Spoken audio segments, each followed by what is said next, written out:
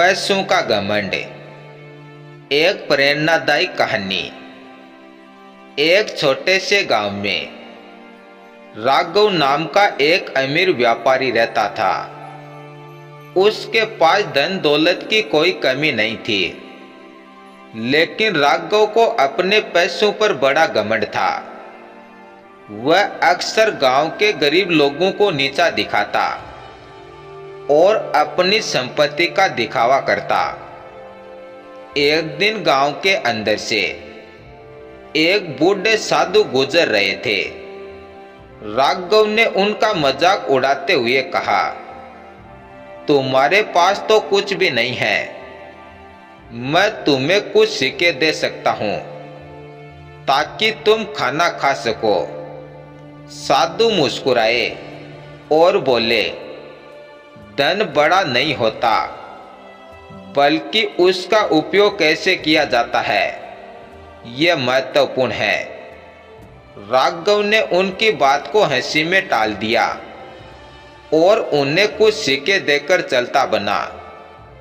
कुछ समय बाद राघव का समय फिर गया और उसका व्यापार घाटे में चला गया। उसकी सारी संपत्ति धीरे धीरे छिन गई और वह बुरी तरह से कर्ज में डूब गया।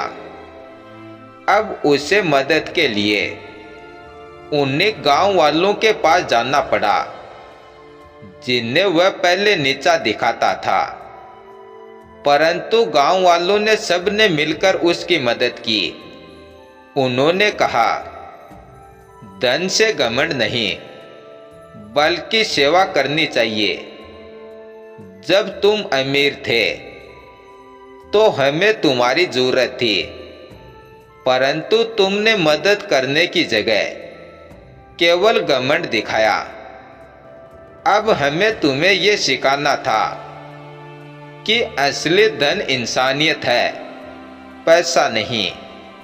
पैसा आज है, कल चला जाएगा, लेकिन इंसानियत हमेशा रहेगी।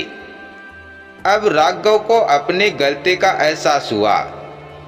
उसने साधु की बात याद की और कसम खाई कि अब अगर वह कुछ भी कमाएगा तो वह उसे दूसरों की भलाई में लगाएगा और दूसरों का भला करेगा।